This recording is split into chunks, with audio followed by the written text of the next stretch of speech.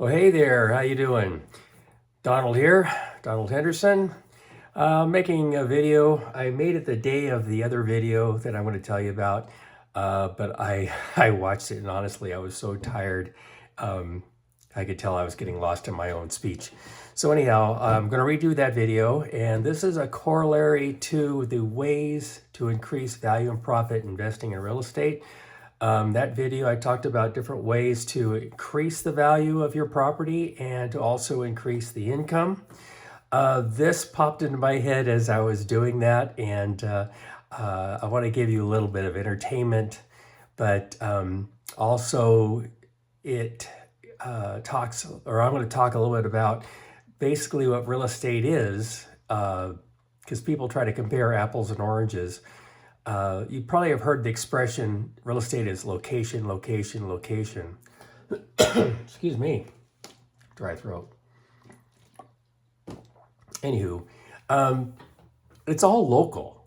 You know, people, you watch the news or you listen to the talking heads on TV and they talk about real estate and how they try to generalize it over the whole country, or rarely they talk about worldwide, but they'll talk about the country as if it's all the same. Depending on the local economy, you know, there could be a new business that comes into town that hires a bunch of people, draws people in, real estate goes through the roof. Other places become depressed, you know, certain industries go away. Think about the coal industry, think about steel industry. A lot of that was exported over the years. And that'll impact the value of real estate and the culture of that area. Things like the culture of people, say there's say immigrants coming in, or the next generation, you know, each generation has its own culture, and that can impact that as well. Or tourism, you know, living close to a tourist hotspot, like say Disneyland in Southern California, or in Europe in some of the hot places to go, you know, Rome, Venice, Barcelona, places like that. So I want to tell you some stories that I've had, my experience, and what I learned from it.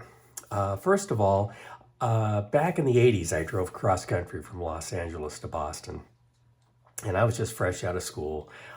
I've never really traveled before, let alone drove cross country, but this is something I wanted to do. And I wanted to do it on the cheap because I was fresh out of school and I didn't have a lot of money. So since I wasn't flying, I was driving, and if you ever driven cross country, you need to get some sleep now and then. So what I would do is I had AAA information back then. We didn't have electronics. It was all paper.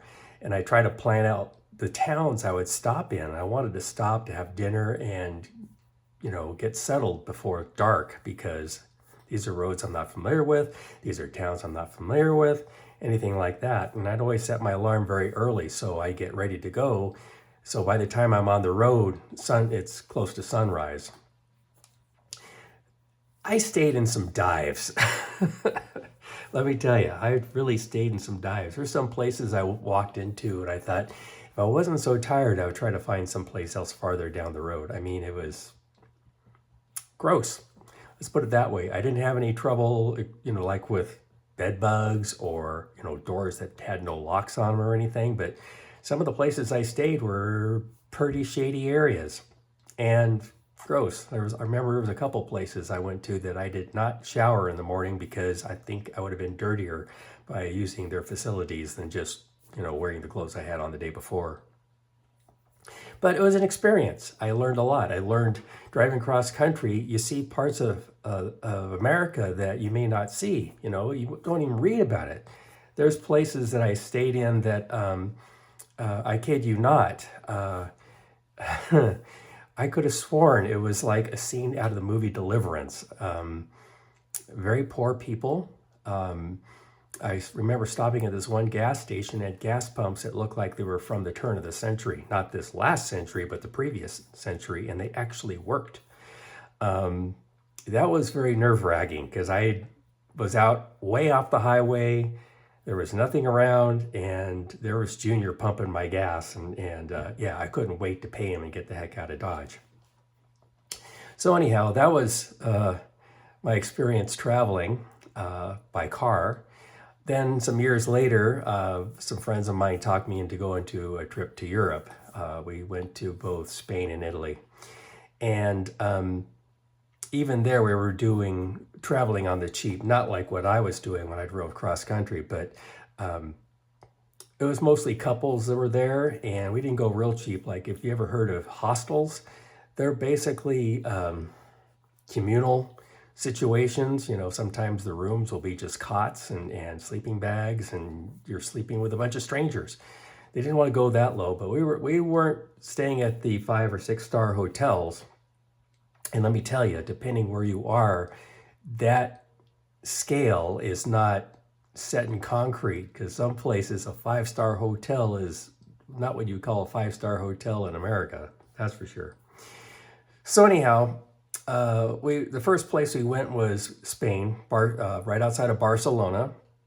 There's a place called Montserrat. It's up on a hill, and that translates to serrated mountain because the peaks are very jagged on top. And there's 2 ways to get up there. You can either drive, which we chose not to do, or take the funicular or the sky tram or whatever you want to call it to get up there. You're hanging from cables in a large car. We took that. That was an adventure all to itself. If you ever gone skiing, you know that they have supports all the way up and down the mountain, and they're pretty close together. Well, this one only had 3. One at the bottom, one at the top, and one about 2/3 up the mountain. So that was a nail biter. But anyhow, it's a beautiful town, and I'm speaking from then. I don't know what things are like now. Things change. It's a monastery. It's what else is it? A monastery, a basilica. I mean, it's a very beautiful building that's there, and that's what brought everyone else to it, like the hotel. There's a hotel there, and it's built into the mountain. And when I say built into the mountain, you go into the restaurant, and one wall of the dining room is the mountain, and part of the ceiling is part of the mountain. They dug into the mountain. I mean, it was really cool. The hotel was part of it. My room wasn't built in the mountain. Across the hallway, I think they shared a wall with the mountain. But it was such a wonderful experience traveling. I've never been out of the country before, other than skiing in Canada. And you see when you travel, you see the world in a different way. You come back to your own home and see your own life in a little bit different perspective than you did before you left. But let me tell you about staying in Europe. Montserrat. Okay. Beautiful town, beautiful people, a lot of cool things to experience, things I've never experienced before. Like when I went in, I went to a service at the Basilica, and I remember the service was in Latin. First, the monks came out, the priests, and they sang whatever in Latin, and the acoustics of the building was fantastic. I mean, it was a very emotional, moving experience. And then after they were done, they brought out the boy sopranos. I about lost it. I told my friend sitting next to me, I said, okay, where do I sign up? This is really cool. But back in my room, it was clean, it was comfortable. No real complaints except for the one day, the first night there, I thought, well, I've been doing a lot of hiking and walking around and stuff. I thought I really need to get cleaned up, take a shower, wash my hair. And yes, I had hair back then. Shave the whole bit, wash some of my clothes. And I got into the tub, and their idea of a shower was part of the wall had tile on it. And then you had a tub, and then not on the end of the tub, but on the edge of the tub, the wall side of it, had, a couple faucets, and then you had a hose with a handheld wand, a shower. And I thought, cool, I'll get clean. I'll just sit in it instead of standing. The water pressure was so low, it was just practically a trickle. I mean, I was sitting there going, I'm never going to get the soap off me. I thought it was going to take an eternity. But I finally did get rinsed off and got dressed and started my day.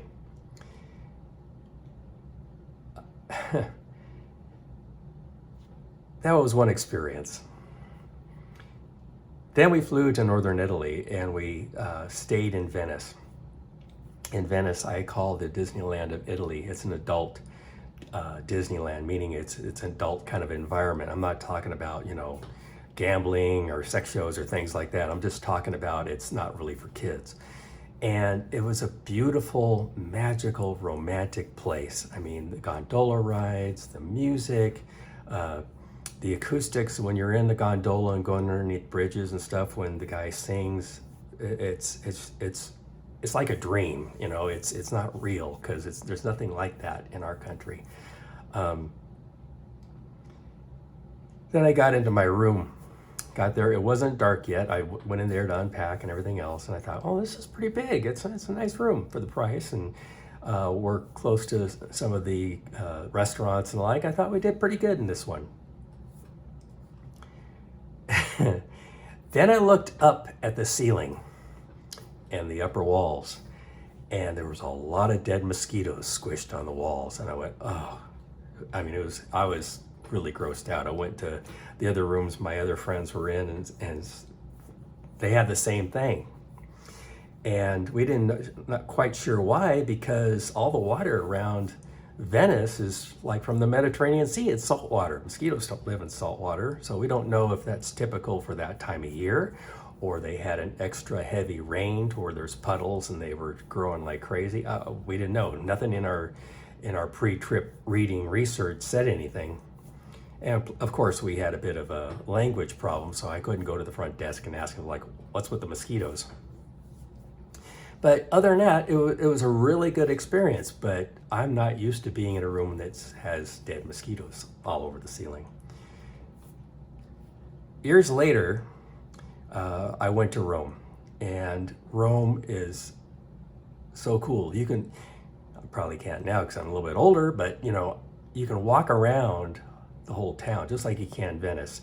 And they have the subway. I forgot what they call it, but there's a subway and get around from point A to point B pretty quick, and then walk the rest of the way. And the ruins and the history, and you got St. Peter's Basilica there. You got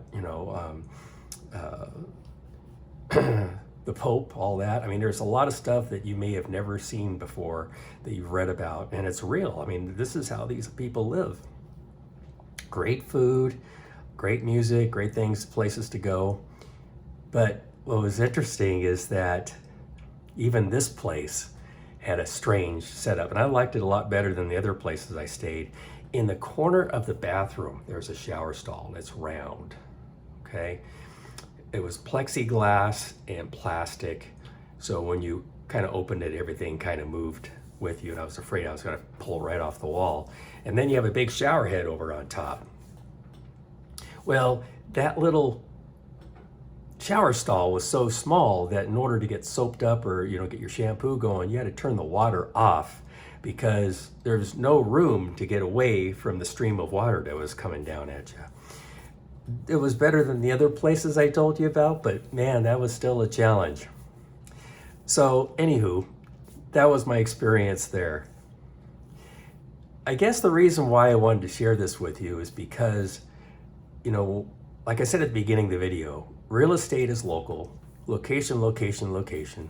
Many factors are involved with how real estate's going to work, culture, things that draw people like manufacturing or employment, or some place to be attracted to. If you look at Las Vegas over the years, it started out as just one hotel in the middle of the desert. And now it's like it's a world to its own. So when you travel, whether you're traveling like on vacation and seeing sights and learning new things, or if you get into the real estate investment market, just remember it's all about what's local, okay? you're probably not going to do a very good job if you're out in the middle of nowhere. You know, you have a house out on a ranch somewhere and you want to rent that out. You know, unless you have some sort of attraction to it, like there's something in that area to do, hunting, fishing, whatever, horseback riding, bed and breakfast kind of a deal, that might not be, you know, the best place to invest your money. Or what they call war zones, you know, buying something in a place that's just going downhill like really fast and they have high crime, things like that. But anyhow, be aware of the situation before you go. Do your research, like I always say, do your own homework. And this popped into my head too, as Shakespeare said, all the world's a stage and all men and women are merely players. And what I mean by that is try to take everything you do a little more lightly. Don't be so serious. And it's all a game. Life is a game. Make it fun. Whether you're traveling or investing, make it fun. All right? Anyhow, that's just a quickie thing about my experiences traveling and how things are different depending where you're going. But people will make sacrifices for the greater good, meaning that, yeah, I'll stay in a place that has a funky round shower if I get to go walk out and go into the Colosseum and the Vatican, things like that. Because the only thing you're doing there is sleeping. So, and there you go. Anyhow, have fun. Talk to you soon. Donald out.